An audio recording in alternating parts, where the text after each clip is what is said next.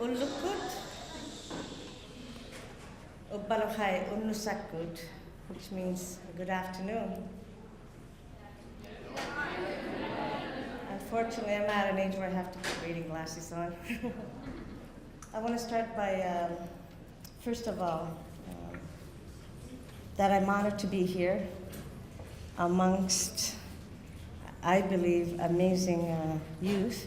I wish we had this kind of activities when I was your age, because I know as you travel across Canada and outside, you certainly grow and learn. So I'm honored to be part of it, not as an individual, but most importantly, as an organization. Pauktuutit represents Inuit women of Canada, and I'm honored to be the president of.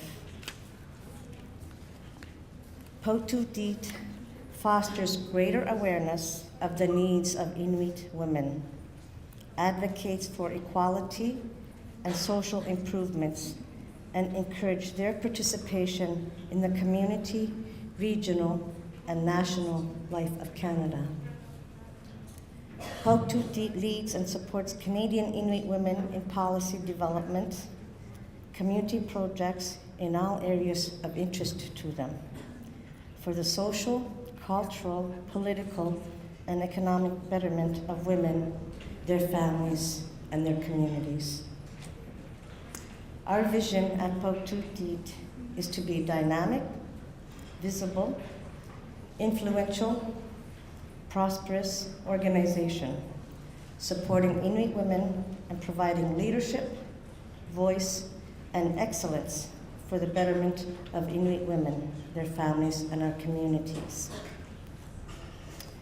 We have a unique mandate, I do believe, because our mandate, of course, is to promote the rights of Inuit women and children, provide Inuit women of Canada with a united voice, work towards better social, economic, and political conditions for our women, work for the betterment of individual, family, community health conditions through advocacy and program action. Encourage Inuit women to take their rightful place in society. Promote equality for the independent view of Inuit women in all levels of Canadian government and non-government structures. And I have to say, as a former mayor for 7 years, at one point I was the only female mayor on council. And I had challenges, and it's actually why I joined Pauktuutit, to give me strength and balance in my life.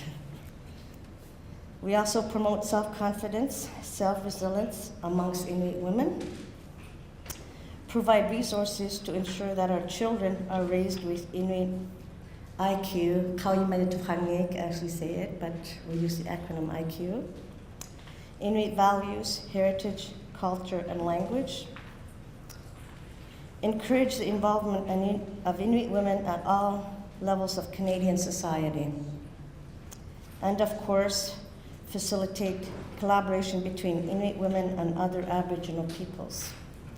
These are very important to us.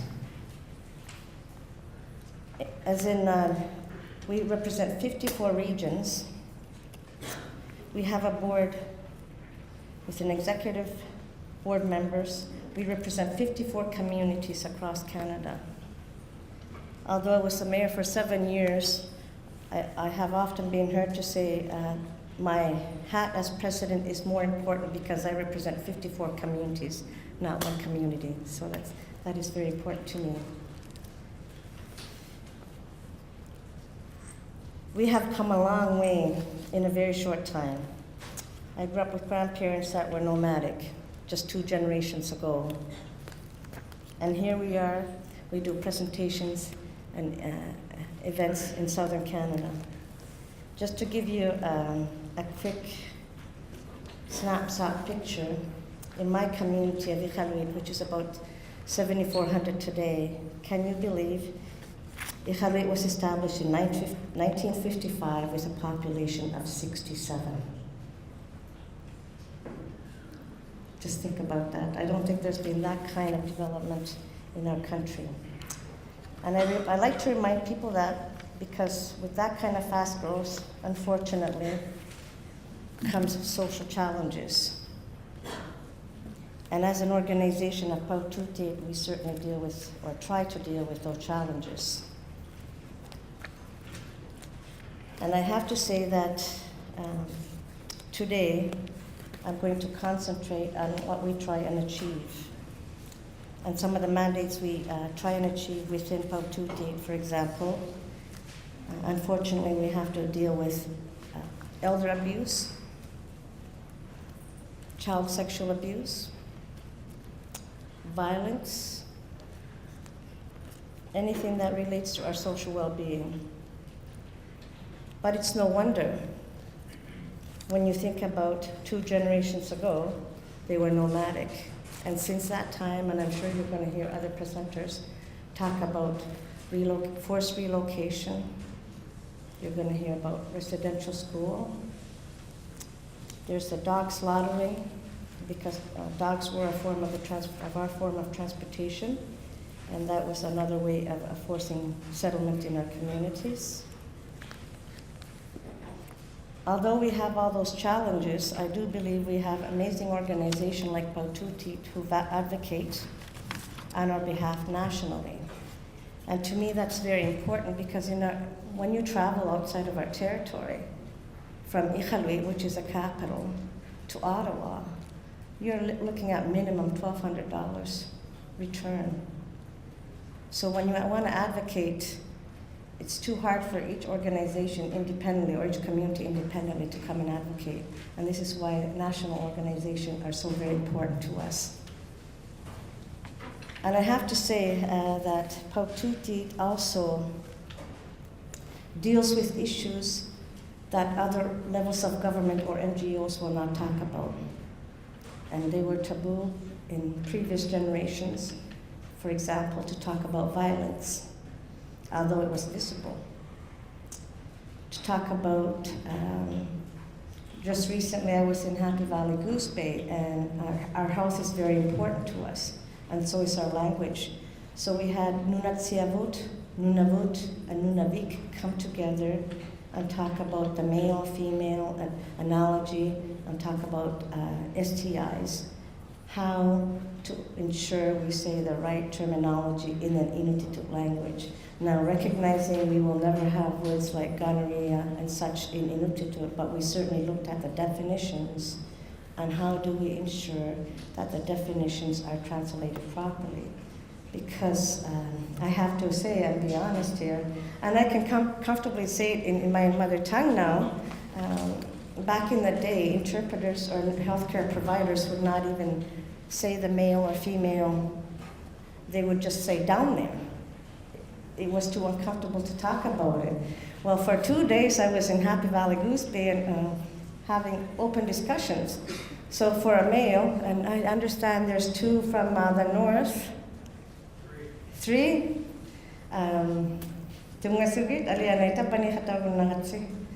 I have to say for a male organ, the penis in Inuktitut ushuk, very universal.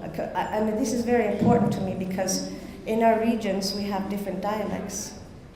But it's also very important to keep our language, which words are universal. That was one, as an example, and there was at least 6 anatomies of either male or female that were universal.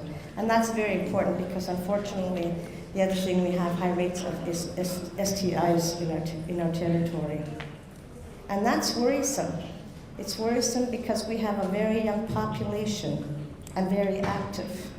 I grew up in a generation where my parents would never talk about sex or prevention of STIs. I'm a mother of a 16-year-old, and I have to be honest, I'm proactive. I made condoms available to him, but I said I'm not saying do it today, but I'm saying when you're ready, because it's human nature, it's going to happen. And I said when you're ready, it's available. If it expires, they're available. One great thing in our territory now, condoms are available in public health places. And it's to be proactive. We're not going to be proactive if we don't talk about it. So I had to kind of talk about that because we spent 4 days as healthcare providers, interpreter translators, who, though her whole career, could not comfortably talk about male-female analogy, and that's shocking, and it's so very important if we're going to be proactive in our health. So I needed to kind of throw that in there. The other program I'm very, I guess, envious and proud of is Nunavut Sivunit Site program, which is based out of Ottawa. And I do believe this program actually needs to go through the regular education streamline. It's a unique 8-month college program based in Ottawa for Inuit youth who are being prepared to get ready for training and career opportunities. And it's another way of, a lot of Northerners don't want to go south and leave families to further their education. And this program, I think, really prepares the youth to further, to be comfortable. 8 months in Ottawa certainly opens up the life of potentially commuting by bus, getting lost like I did in the University of Ottawa. That's a community of itself. Imagine a person coming from a community like Greece Fjord of 234 going to a university of thousands. So this program is another program that I wish existed. They also learn about who they are. I know myself, you certainly caught between the two worlds. I grew up with parents who spoke maybe 10 words of English. I didn't go to residential school, I was too young, but certainly I can say one of the first to formally go to school in our family. And the challenges, as an example, math was my favorite subject. And to try and do a math problem, a train is traveling from A, B, B, C. What's a train? I had to find out what these things were before I even tried to solve the problem. So the challenges, I know, are very different even from today. In my young generation, it's evolved. And our language will continue to, our culture certainly will. But these kind of programs, I believe, opens the door to improve the youth to better understand their potential. And I think it certainly guides them and gives them confidence. But I am the first one to say in Iqaluit, there's 7,400. Now, our leaders today were residential school survivors. Yes, they have challenges. There's a lot of social ills they've never dealt with, but I think we're on the right track. There's been a lot of discussion. There's some healing there. But the positive is they were forward thinking. That's why we have Nunavut today. It's powerful. I'm a strong believer that, yes, we have challenges, but we have to look at the positive side. I talked about our high rates of violence. Unfortunately, we have the highest rates in Canada when it comes to our regions, and most particularly in our territory, because we have the highest Inuit population in our territory.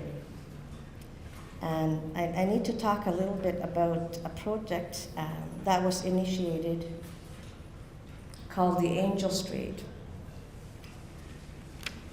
I myself have been impacted. Unfortunately, there's been several murders in our community, in our territories.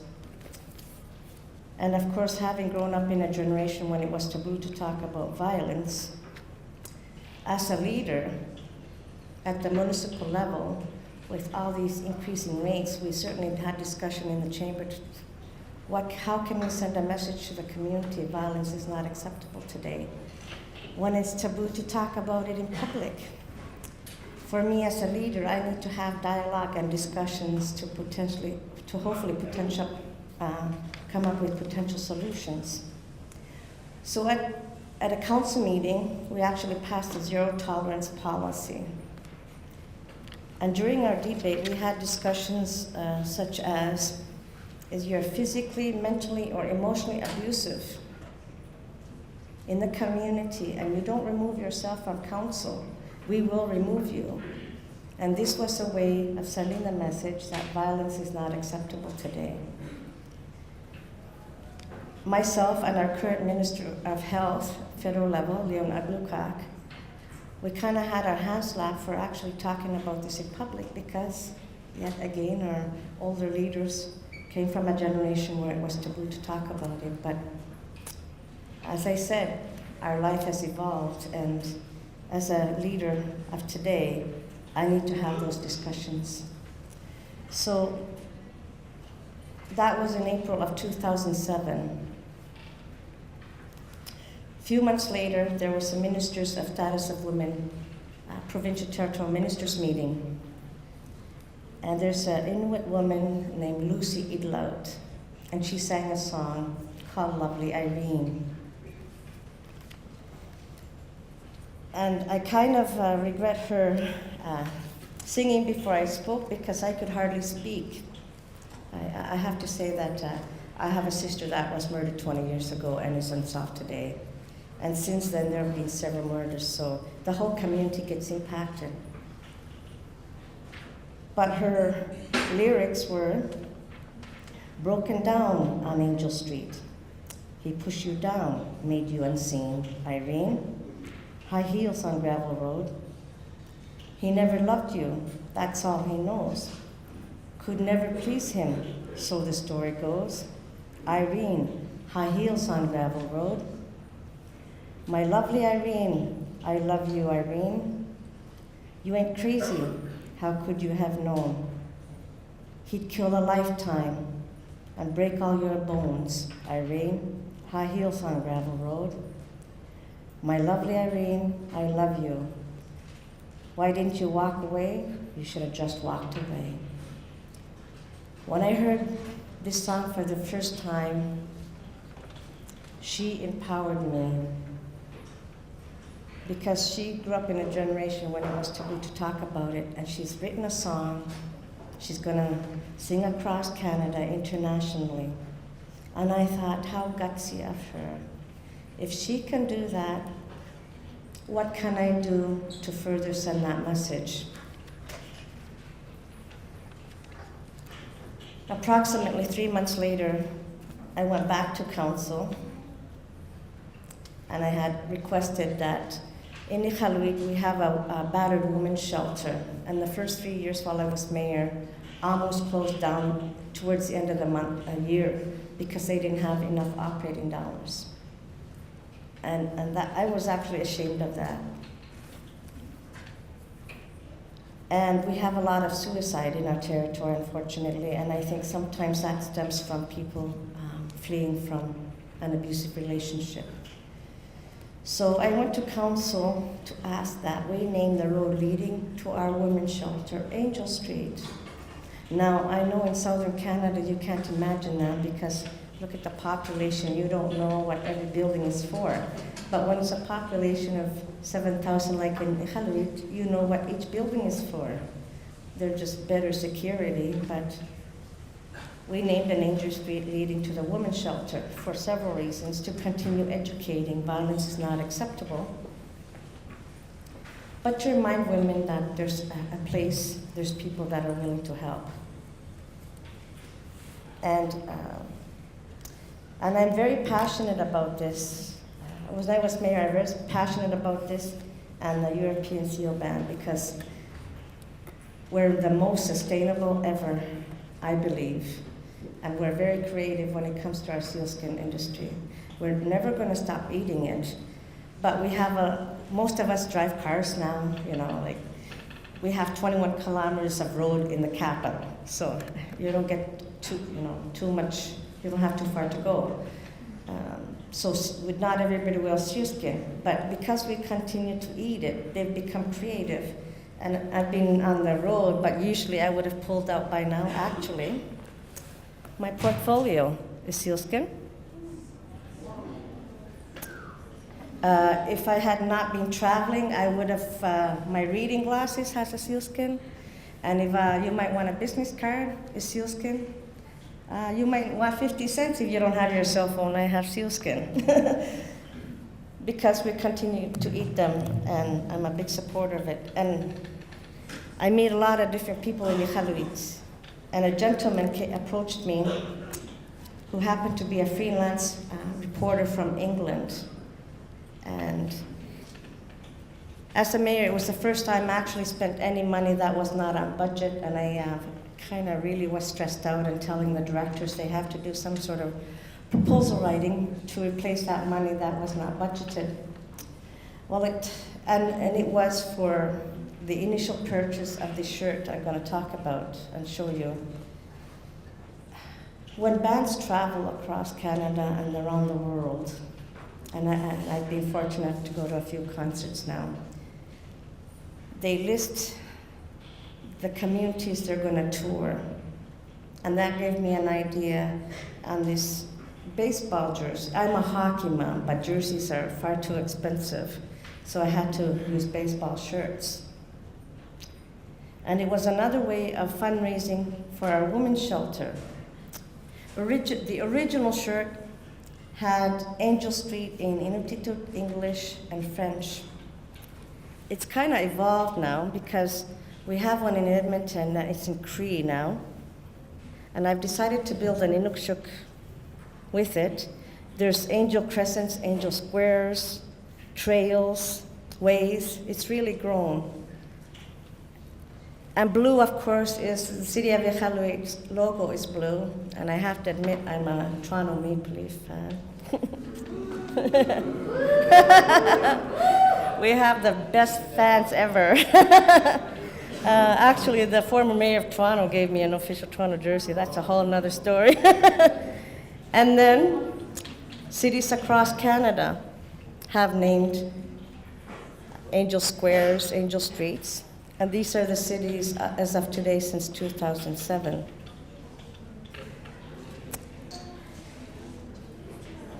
I travel across Canada with these shirts. We sell them for $20. It all goes into a reserve. Half of it is self-sustaining, and the other half actually funds our women's shelter. And I only brought one here today, so maybe towards the end of your events, you can actually do a draw.